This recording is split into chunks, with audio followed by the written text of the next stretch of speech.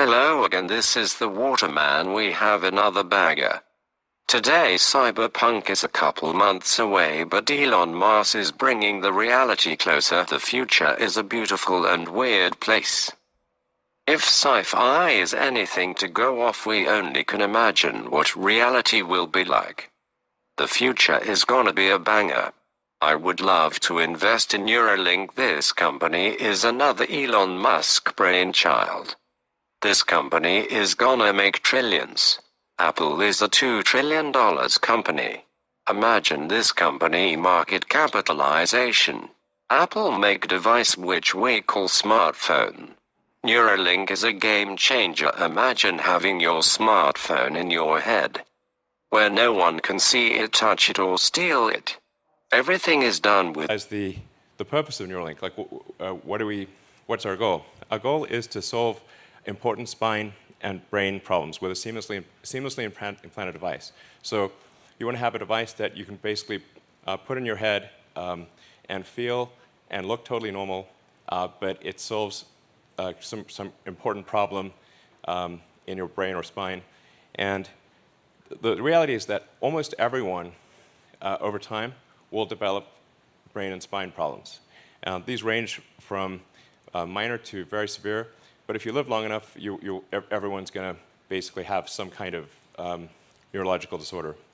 And these range from memory loss to brain damage. But the thing that's important to appreciate is that an implantable device can actually solve these problems.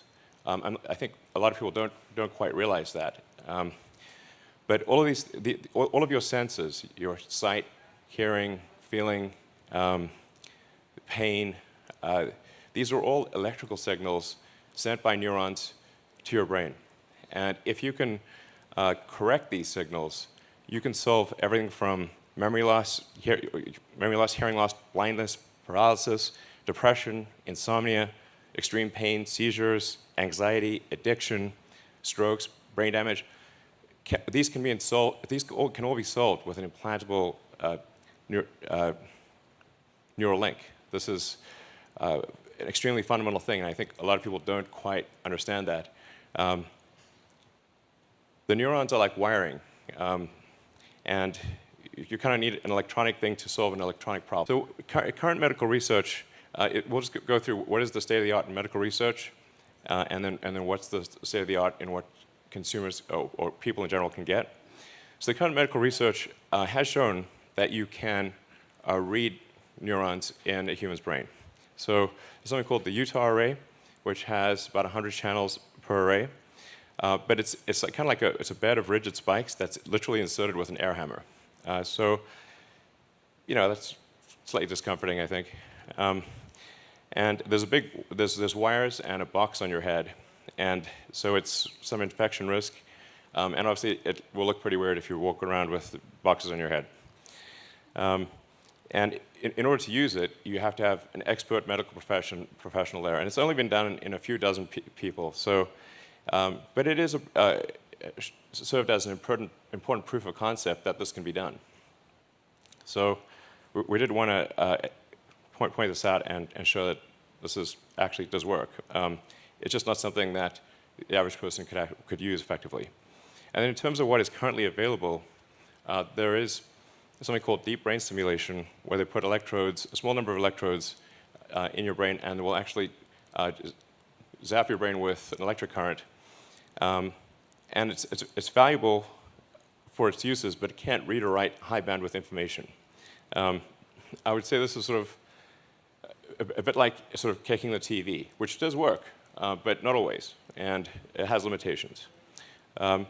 Nonetheless, this has greatly helped over 150,000 people, and it's actually, just despite being somewhat of a brute force approach, it has been very effective for a lot of people. And this is what's currently available. So we want to radically improve this by multiple orders of magnitude, improve it by a factor of 100, then 1,000, then 10,000. So going into the Neuralink architecture, what we've done over the past year is dramatically simplify the device. So about a year ago, we had a device which had multiple parts, including a piece that it had to sort of sit behind your ear, and it was complex, and you wouldn't still look totally normal. You'd have a thing behind your ear. So we've simplified this to simply something that is about the size of a large coin, and it goes in your skull, replaces a piece of skull, and the wires then connect within a few centimeters or about an inch away from the device. But in a lot of ways, it's kind of like a Fitbit in your skull with tiny wires. And it's, yeah, so our current prototype, version 0.9, has about 1,000 channels. So that's about 100 times better than the next best consumer device that's available. And it's a 23 millimeters by 8 millimeters. It actually fits quite nicely in your skull because your skull is about 10 millimeters thick. So it fits, it goes flush with your skull, it's invisible, and all you can see afterwards is that there's a tiny scar. And if it's under your hair, you can't see it at all. In fact, I could have a Neuralink right now, and you wouldn't know. Maybe I do. So, and it's also got all the things that you would expect to see, the sensors you'd expect to see in a smartwatch or a phone, like inertial measurement, temperature, pressure.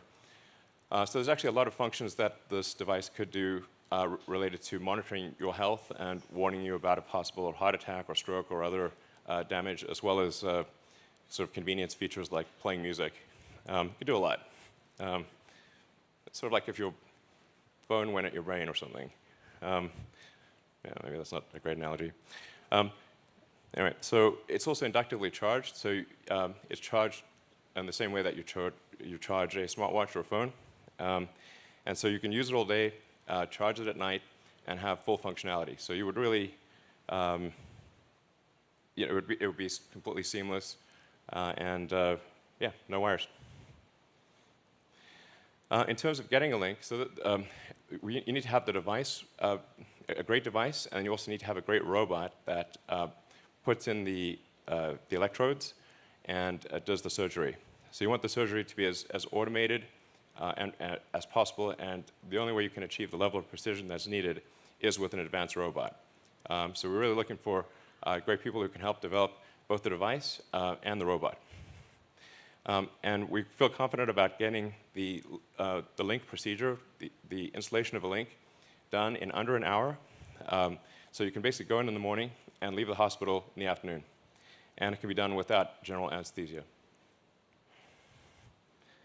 So in terms of getting a link, like I said, it's essentially you open a piece of skull, you remove about a coin-sized piece of skull, and then the robot inserts the electrodes. We'll talk more about that later. Then the device replaces the portion of skull that was removed, and we basically close that up with actually super glue, which is how a lot of wounds are closed, and then you can just walk around right afterwards. It's pretty cool. So this is our surgical robot.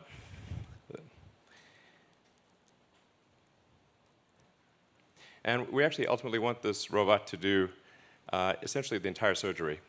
So in everything from incision, removing the skull, inserting the electrodes, placing the device, and then closing things up and having you ready to leave. So we want to have a fully automated system.